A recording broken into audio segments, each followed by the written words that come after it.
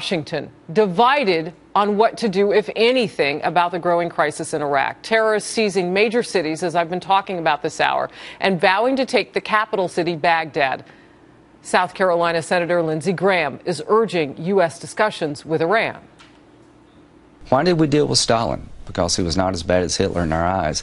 We're going to have some dialogue with the Iranians that say, let's coordinate our efforts, but put a red line to the Iranians. Don't use this crisis to take territory from the Iraqi people. And an update now quickly to the story before I get to these gentlemen. The the Wall Street Journal is reporting that the president reportedly has been preparing to open a direct dialogue with Tehran. We'll see what happens as the hour progresses. But that is the latest information that we're getting now. So an update to what Senator Lindsey Graham was just saying. Now let's put up the gentlemen one more time with their handsome faces. There they are. The Fox News political insiders are here, and you can join in on the conversation on Twitter at Harris Faulkner, at FN Insiders, hashtag FRW for Fox Report Weekend, baby. John LeBoutelier, former Republican congressman for New York. Pat Caddell in the center, a former pollster and president for Jimmy Carter and Fox News contributor. Doug Schoen, former pollster for President Bill Clinton and Fox News contributor as well. Gentlemen, good to see you. Good to see you. Pat, I'm going to go to you first, because you were with President Jimmy Carter as the negotiations were opening up to try to free our hostages that Iran had taken. Now we're talking about a situation where the president may open dialogue, as reported by the Wall Street Journal, with Tehran. Talk to me. Well, I don't know why he doesn't just call Putin. I mean, this is Putin is the one who runs the world anyway, and he might actually be able to do something. We're going to call the people we're negotiating on nuclear weapons who are violating those and who've already invaded Iraq to help us, because essentially what we have here is 1975 occurring right before our eyes. This is the collapse of Vietnam. The president, and by the way, I want to say, Harris, I blame the neocons on the right for their whole thing about let's go to war everywhere, including a place that was irrelevant to the attack on 9/11. And I blame Obama and his administration for the surrender politics that they have engaged around the world, including here. And the question is, my gosh, isn't there a better way to take care of American interests and not throw away American lives and thousands of lives and trillions in treasure? So, John, Senator Lindsey Graham was calling for what we now know, according to the Wall Street Journal, could be in the works with the president talking directly with Iran. You heard Pat there. Your take. Well, by the way, Lindsey Graham is one of the people that Pat just referred to, the neocons who never saw a country they didn't want to invade and bomb for no reason, And I think we've sat here the last 3 weeks with you, Harris. We did the VA scandal 3 weeks ago, Bergdahl the last couple weeks, and now the collapse of Iraq. And what unifies all three of them is the U.S. government lying to the American people. We lied about why we went into Iraq. We lied to the veterans about how we're going to take care of them. We lied about why the Bergdahl deal was done and why we didn't notify Congress. No wonder the country thinks we're out of control. This thing is spiraling out of control. No one's in charge of the country anymore, and the public is discouraged. As I hear you two gentlemen talk, I wonder if there isn't a place for a libertarian-type view like a Senator Rand Paul. Doug? Well, I think Harris very definitely is, and he's going to be a very strong contender for the Republican nomination for president. But that being said, what is missing in all of this, particularly now in Iraq, is leadership.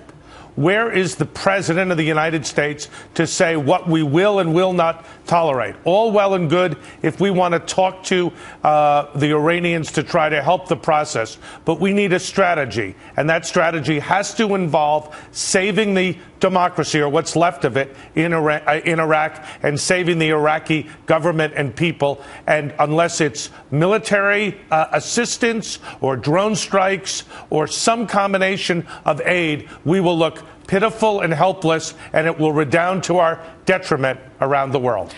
There has been a lot of talk this week or last week, and as we enter a new week, the memory is still fresh in our minds from President Obama on Friday talking about where we are with this crisis and moving ahead. But I remember back in 2011, he pretty much forecast that this wouldn't be happening. Let's take a look at what he said then and what he said on Friday, can we?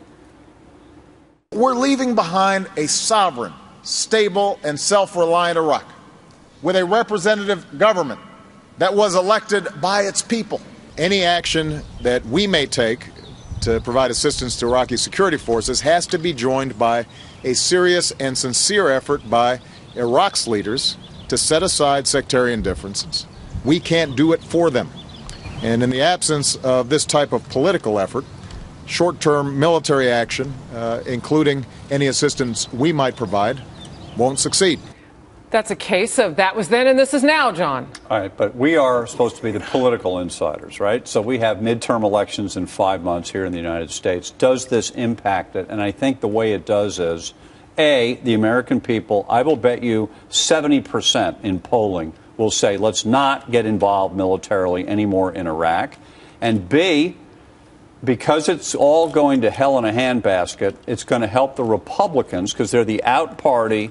The passion is on the right, and the feeling that Obama is just a failed president is sort of a growing feeling in the country. It will help the Republicans this fall. Yeah. Pat? I think, you look at the president's numbers, as Doug said, and John just pointed out, the president's numbers on being trustworthy in Gallup passed the majority of people saying he's not trustworthy as president. All the polls are showing his personal characteristics at their lowest level. I think between the VA, Bergdahl, and now this, I think that we could be at the tipping point where there's no return for the president, and actually for his could be for his party this November. But I have to tell you, the leadership backing, the shock of seeing that comment. I listened to Tom Donilon, the true author of the Benghazi Talking Points, former national security advisor and political hack par excellence, on TV this morning, and he was saying, it was the status of forces agreement. We couldn't get one.